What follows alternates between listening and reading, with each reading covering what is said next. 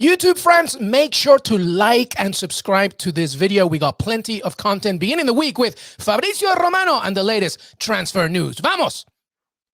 Well, we are nearing to the end of the season in many domestic club competitions, but the news continues to surface as many players think about moving clubs, renewing clubs, and even bigger names coming to bigger opportunities. And who better to join me, of course, than Fabrizio Romano with a daily dose of Monday Fabrizio. We'll be talking about Rudiger, of course, as his reported interest to Real Madrid continues to be more realistic than ever. PSG, what's the future for Pochettino, etc. Paul Pogba, is he going to leave Manchester United? Gabriel Jesus, what about him and Manchester City? And maybe some other little tidbits to discover. With Fabrizio Romano, Qué Golazo begins right now. Hey, everybody, welcome to Qué Golazo. Yes, I'm back, baby. You thought you could get rid of me? Well, you were wrong. LME is back, and I have, of course, what a great way to return than to see me, bro. Fabrizio Romano, how are you, man? Hello, my friend. Welcome back. We missed you, and all good, all good. I'm always happy with Champions League, you know. So now it's time for the semifinals, and it's time for transfer market because, trust me, it seems like July. It doesn't seem like April. So I'm happy. I know, and it seems like July for you, my friend, because you are down south in Italy and enjoying the time with the family, right? Yes. I'm in Napoli. I'm in Napoli with my family for a few hours, but yes. Well, don't tell me your exact location because I'm sure you'll get a lot of Fabrizio Romano groupies all over outside your house. But Fabrizio Romano, thank you so much, my friend. Thank you, everybody. Yes, I'm back. I'm so happy to be back. I had a great time in Spain eating some good food. I need to lose some weight.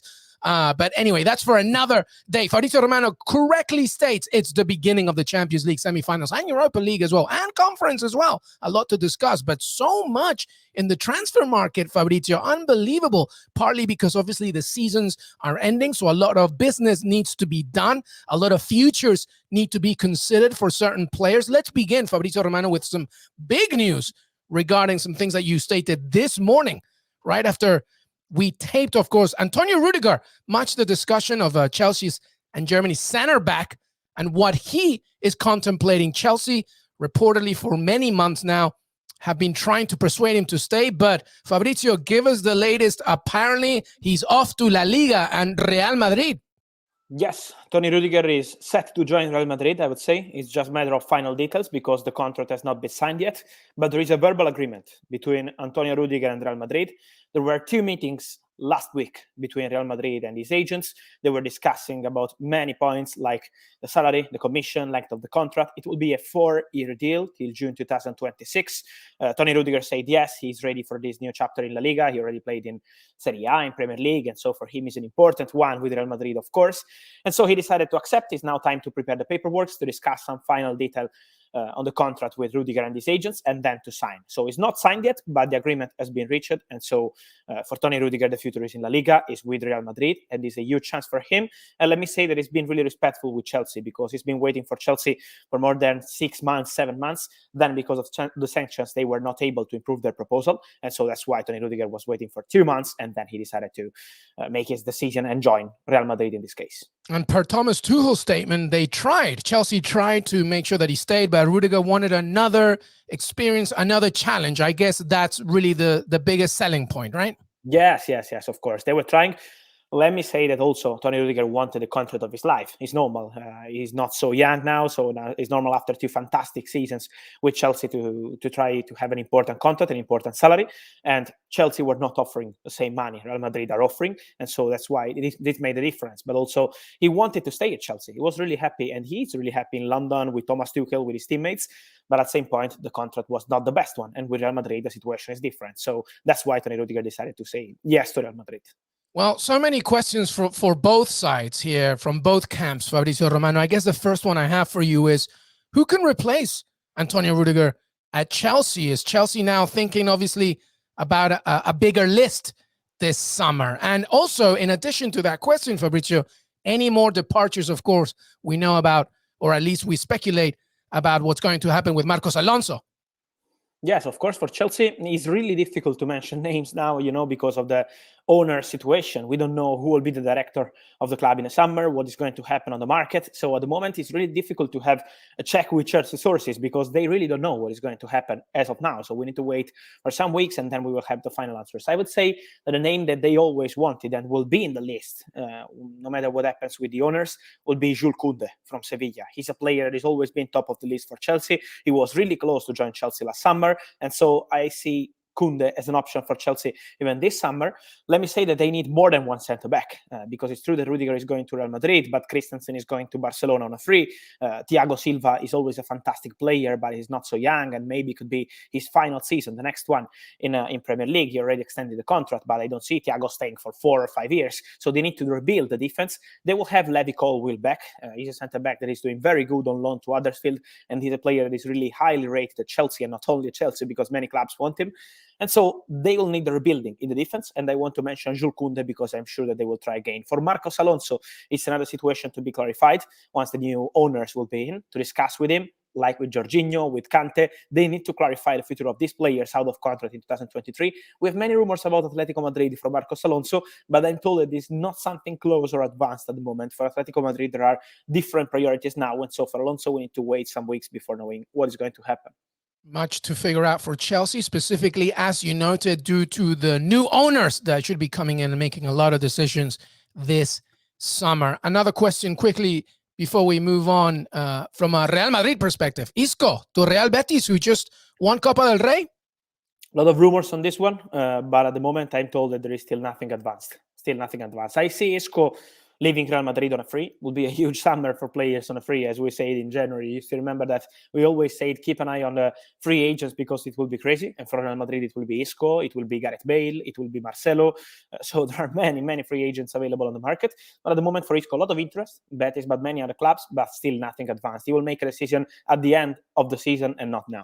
Yeah, I feel this summer is going to be a bit like the NBA transfer deadline, where a lot of free agents are going to be a lot of maneuvering, a lot of moving around. So Fabrizio Romano, make sure. I mean, you don't sleep anyway, but you better make sure that you are ready. So eat your food and get all nice and healthy for us, buddy. It's going to be another busy summer. I will. All right, let's move on. Let's talk about PSG, who won Liga. It's actually Mauricio Pochettino's first league trophy. Fantastic stuff for the Argentinian, and PSG win, of course. But of course, the shadow of so many other things loom over Paris Saint-Germain. The Ultras are still not happy, obviously, due to the Champions League exit, as well as, you know, what was expected from the trio of Lionel Messi, Neymar, Kylian Mbappe.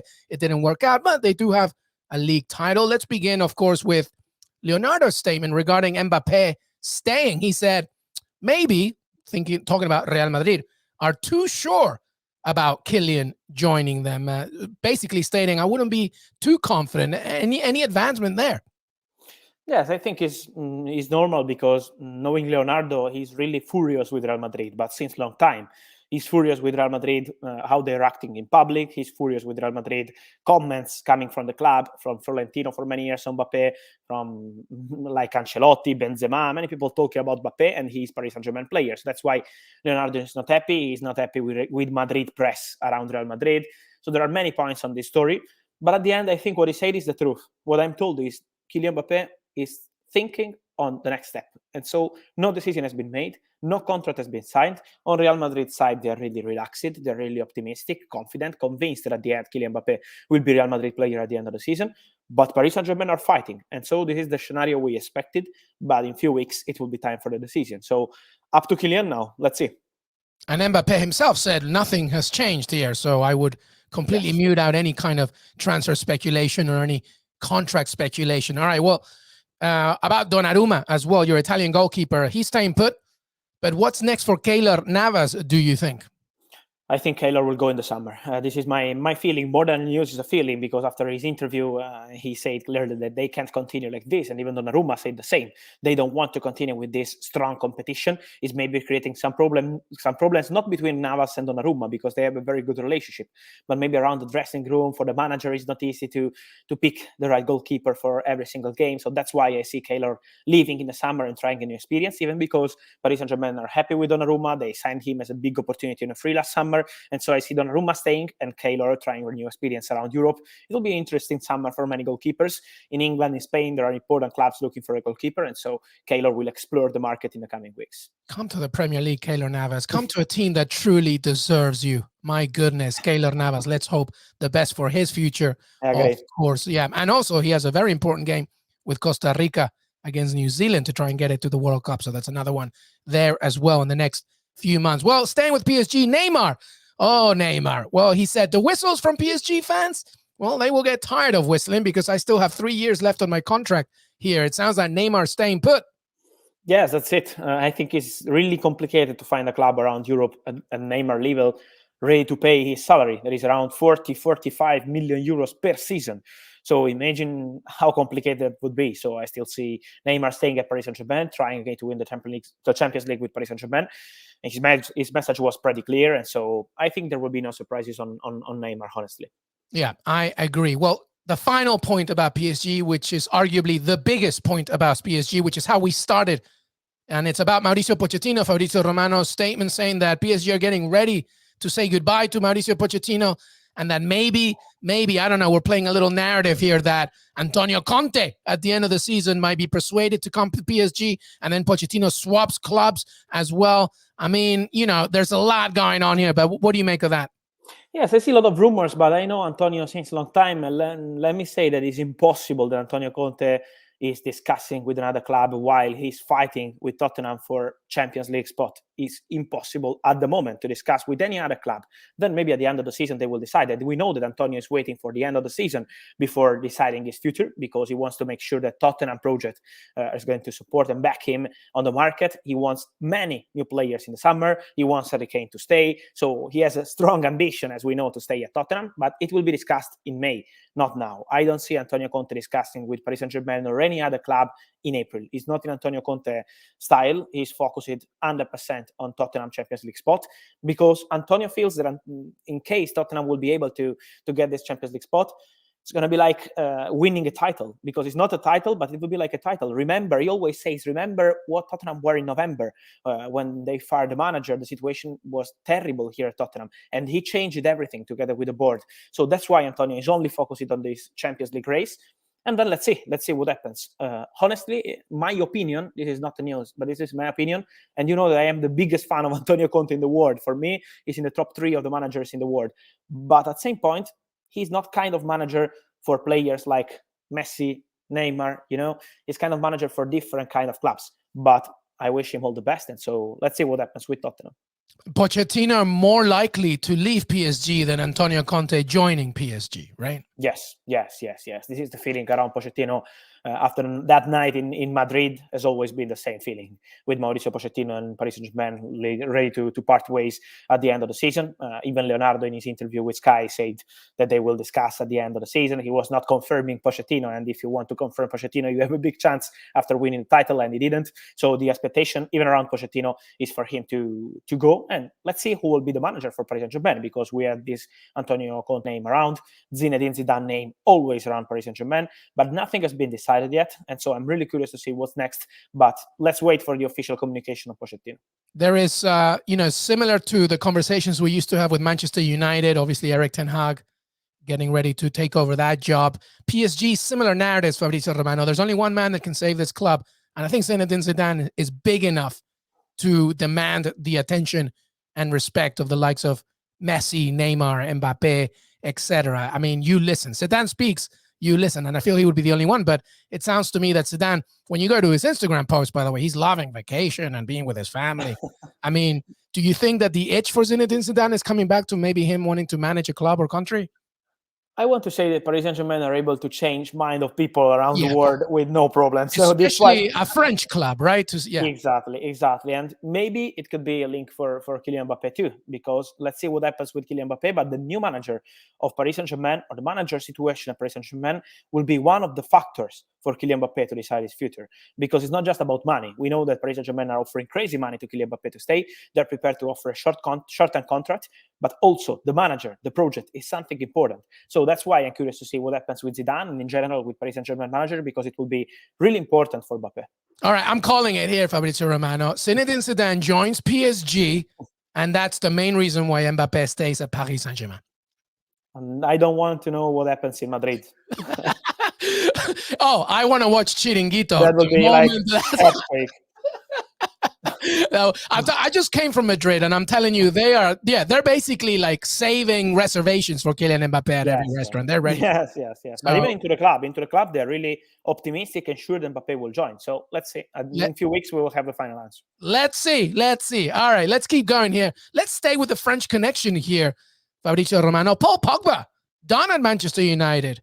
It's been stated. Ralf Rangnick already, it's done. Free transfer. Paul Pogba is ready to move on. Give me the latest. Yes, Pogba will leave if nothing crazy happens with Erik ten Hag changing his mind. But at the moment, no communication on Pogba's side, and that's why Ralf Rangnick was pretty clear saying that Pogba will leave the club on a free. Mino Raiola, we know how he works. He's not deciding in April. He's always deciding at the end of the season. He was waiting for Donnarumma last summer and will be the same with Pogba this summer. He already had some conversations with Paris Saint-Germain. So at the moment, the club had already approached Paul Pogba. It's Paris Saint-Germain. They had direct talks, they had direct contacts, but still nothing agreed, even because the salary of Pogba is really a huge one. His salary is around 14, 15 million euros net per season, plus bonuses, and we know with the sponsors. And so it's not an easy situation with the salary, and now he's available on the free. So you have to include the salary, the commission. That's why Paris Saint-Germain just asked for information. They are in contact with Mino Raiola, but it's still an open race, and I'm sure that Raiola will keep it open till the end of the season to understand who will be the manager of Paris Saint-Germain, what's going to happen into other clubs. So that's why they're going to wait, and then let's see what happens with Pogba. But I want to keep this race open for Pogba. Well, let's keep playing this game here, Fabrizio Romano. Paul Pogba obviously leaving Manchester United. Manchester United have to fit in a position in there. And by the way, even before Pogba, they knew that somebody in there, in the middle, to really solidify everything, both off the ball, on the ball, is crucial. And obviously, Declan Rice fits so many patterns here. You stated, of course, reporting that Declan Rice has rejected the latest contract offer from West Ham. Obviously, he's thinking big, invaluable to West Ham, but he's invaluable to England. He's just a tremendous player. By the way, I don't know if you saw Fabrizio Romano, but David Moyes called you a local boy earlier. You know what this means to me, Fabrizio Romano? He knows that you're right on course. That's why he's shaking, my friend. Let's see. I always say that I respect people in football, but at the same point, I think the facts speak.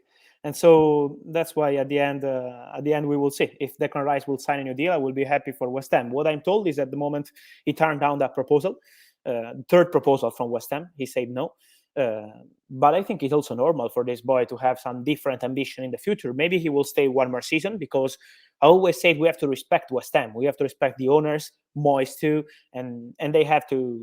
They always wanted to confirm Declan Rice, and they still think that Declan Rice will be at the club this summer, and this has been the position for West Ham. So they are convinced that he's untouchable this summer. But what I'm saying is that from what I'm told, Declan Rice has no intention to sign a new deal, even if they will improve the proposal. And so let's see what happens in the coming months. I wish all the best to West Ham, because I would love to see Declan staying at West Ham. But at the same point, it's going to be complicated for the clubs to sign him this summer, because they really want 150 million pounds for Declan Rice. So it's really crazy money, and I think it will be complicated for United or any other club to sign Declan Rice in these conditions. But in the future, the expectation is for Declan not to sign a new deal, and so that's why West Ham have to be good with their strategy if they don't want to lose him on a free. But they're pretty relaxed, and I can understand them. It's still a long-term contract, so let's see what happens. Yeah, listen, similar threats. By the way, it's only because you're right on the money on this, and David Moyes knows it. I'm sorry, and also, by the way, it's very dependent on what happens with West Ham. Let's say they win the Europa League, like that could mean a lot of things. It's a path to the Champions League, etc., and that could determine a lot of the fate of Declan Rice himself. I think if you want to deny some story in football, it's really easy. You can go out and say this is not true. Easy, but he didn't say. And he didn't deny it. No, exactly. Exactly. I think it's really easy. I'm with you, brother. This is the same. I know. Listen, this is the same narrative that we had with Jack Grealish. Remember that? I was very nervous.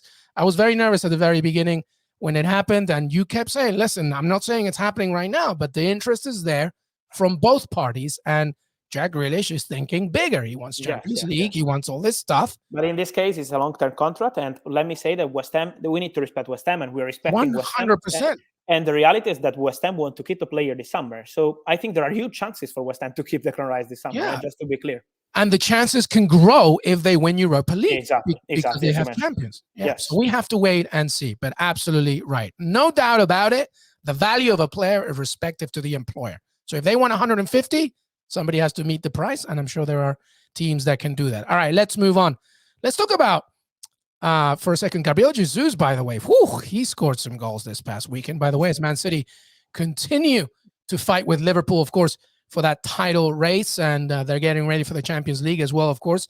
You know, he was asked about his future, and Gabriel Jesus was very diplomatic about it, but it did sound, Fabrizio Romano, that, you know, he's on his way, and we're hearing as well that, you know, and Edu, by the way, Arsenal's Edu telling ESPN, we're going to focus on signing 1 or 2 players. After last summer revolution, we need the next step. And apparently Gabriel Jesus might be part of that project, especially as Man City are maybe making some space for a certain player called Erling Haaland. What's the latest with Gabriel Jesus? Yes, I see Gabriel Jesus leaving Manchester City this summer, honestly. Of course, now he's saying that he's focused on Manchester City, and it's normal. They're fighting to win the Premier League, the Champions League, so it's absolutely normal.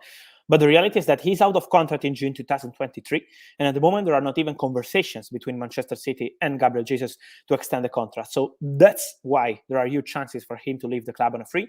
Arsenal had direct conversation with his agents, but they're not the only club. But Arsenal are in contact with his agents. So Gabriel Jesus' situation is absolutely open. Arsenal are interested, but still no direct talks between clubs, Man City and Arsenal. So that's why it's going to take time, but I'm sure that he will be one of the players on the move this summer.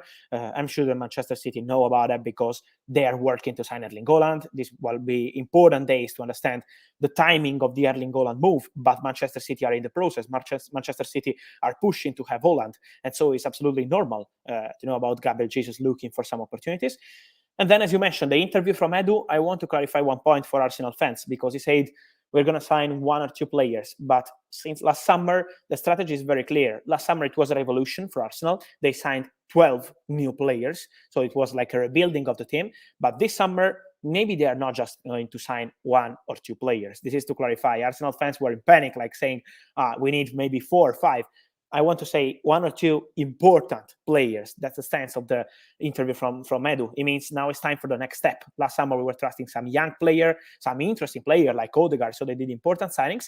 But now it's time to push with 1 or 2 important players, midfielder and striker, and then to build maybe some other player in different positions. Yeah, big signings. Gabriel Jesus obviously being one of them, by the way. Hey, can Man City last another full season with just one number 9, by the way? Because we're talking about Erling Haaland, but then Gabriel Jesus leaves, and obviously Pep Guardiola is a master. He doesn't even need one. But what do you make of it? Would it just be Erling Haaland and then maybe some other additions, or does Erling Haaland remain the top target? Good question. At the moment, they're really only focusing on Haaland. They want Haaland at all costs. So at the moment, they're only focusing on him. Then let's see. Maybe later in the window, like in July, in August, they will have some opportunity in case Gabriel Jesus will leave the club as we expect. But at the moment, the focus is Erling. He's the obsession of Manchester City. They are working on Erling every single day since 3 months. And so that's why I still see them focusing on Haaland, and then let's see.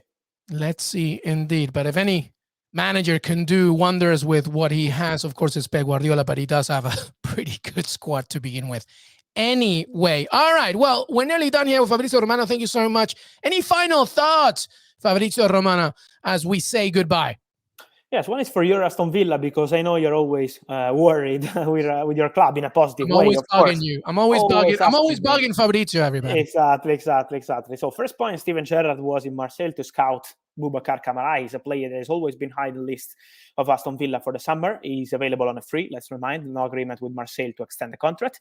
But also Atletico Madrid are interested in him. And so Atletico Madrid, I'm told that they're leading the race. It's not going to be an easy one for Aston Villa, but for Kamara, he's still open. He's a free agent. And so let's see in the coming days what happens between Aston Villa and Atletico Madrid. And then there is Philippe Coutinho, your boy, that started in a fantastic way with Aston Villa, but now it's time for the decision. The last check I did last week, the answer I received is still nothing decided on Aston Villa side.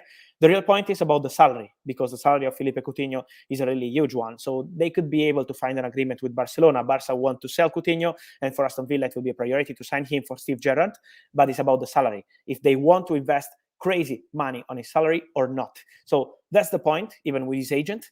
it will be discussed in the coming weeks, but the Coutinho situation is still open, and let's see what Aston Villa will decide. Substantial information, Fabrizio Romano. Thank you. John Percy from the Telegraph, echoing and stating as well a really good point. It's a dilemma for Aston Villa because it's about meeting this price. Nobody doubts the talent in Coutinho. He started so well for us, a little quiet recently, but, like Steven Gerrard said, he's going to come good. So it's about meeting the demands financially and risking that for the sake of perhaps not getting other acquisitions or saying goodbye to him and not having that choice. And maybe somebody like Newcastle, who maybe could be interested, etc. Other teams, of course, and go in the other direction. But regardless, it still remains the option for Aston Villa to buy, correct?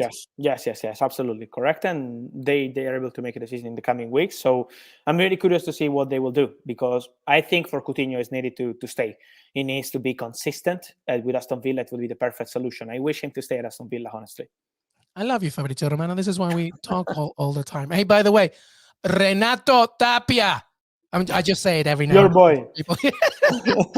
I watched him live last week, Fabrizio. I saw your tweet. Your tweet. Ooh, baby. You're working as head of scouting for us. I know. Hey, I'll do it for free. I don't care. Anyway, but you know what? Who doesn't work for free? But, in many ways he does, because all the content that you see is on Twitter for free. Fabrizio Romano. Thank you so much. Fantastic content. Thank you so much. On the Champions League, by the way, what are you thinking here? What are you thinking in the first leg? You don't have to tell me who's going to win the whole thing. What are you thinking here this week in the first leg with this Champions League semifinals? I see Man City winning with Real Madrid, but it will be a crazy one in Bernabeu then, and Liverpool winning with Villarreal. I think ultimately it's a Man City-Liverpool final, don't you? I guess too. Yeah, we will see, everybody. But Fabrizio Romano, follow his content on Twitter, Instagram, CBS Sports, of course, and so much more. Busy, and it's going to get busier for the one and only Fabrizio Romano. Thank you, brother. Thanks so much. Thank you as always, and see you soon on Qué Golazo. Enjoy Champions League. Absolutely. Thank you, everybody. Follow us on Twitter, Qué Golazo Pod, youtube.com/Qué Golazo. Please subscribe and spread the word. We're also wherever you listen to Pod, CBS Sports, and your CBS Sports app. Enjoy the Champions League semifinals, the Europa League semifinals. You can only watch them on Paramount Plus, by the way, and can't forget the Conference League. Have a great beginning to your week. We'll see you next time. Till then.